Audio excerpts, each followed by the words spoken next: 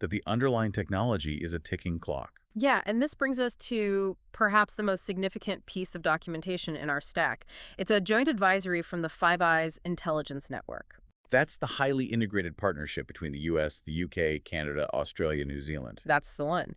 And it is incredibly rare for all five of these nations to issue a joint public cybersecurity warning. And they did not mince words. They explicitly named Anthropic's Fable 5 and OpenAI's Daybreak models, and their core message was chilling. They warned that AI-driven cyber threats are months, not years away. Because the fundamental physics of cyber warfare are shifting. An analysis from the IANS security blog highlights that the real bottleneck in this new era isn't just about generating software patches to fix the bugs the AI finds. Which is the part that always confused me. I mean, you'd think AI finds a bug, the AI writes a patch for the bug, we install the patch, problem solved. Why doesn't it work that way? Because enterprise IT environments are incredibly fragile webs of legacy code and critical infrastructure. Okay. Think about a major hospital system or a global financial institution. You can't just forcefully reboot a hospital's entire network in the middle of a Tuesday to install a patch. It requires massive coordination, testing, and scheduling. So what does this all mean for you? It's like we're upgrading our digital infrastructure from manual fire extinguishers to an automated sprinkler system, but we're desperately trying to install it before the arsonists show up with AI flamethrowers. That is a perfect way to visualize the problem.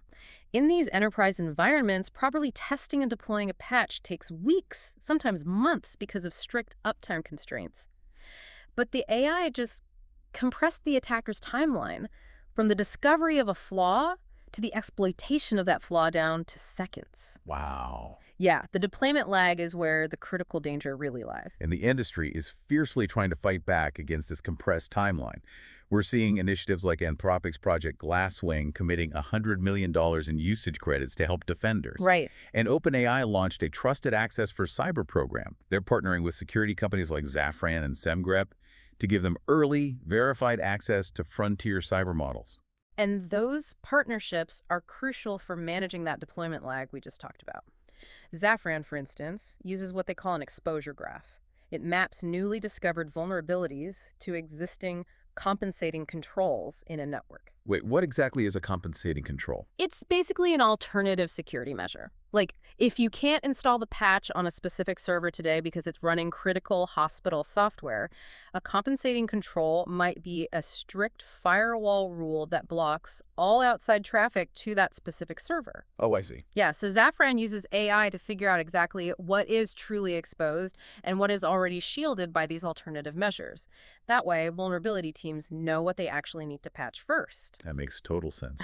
And SemGrep is tackling the problem from the code analysis side. They're using multimodal AI reasoning combined with rule-based analysis to basically cut through the noise, reducing false positives by 50%. Yeah, and to understand why that matters, think of traditional security tools like a basic spell checker. They only look for known bad spellings, which are the rules. Right. So they flag a lot of things that aren't actually errors, creating massive noise. Multimodal AI acts more like a human editor. It reads the actual context and intent of the code to understand if a theoretical vulnerability can actually be exploited in the real world. Wow. Yeah, that semantic understanding is how it cuts the false alarms in half. They're literally fighting AI with AI. The Five Eyes agent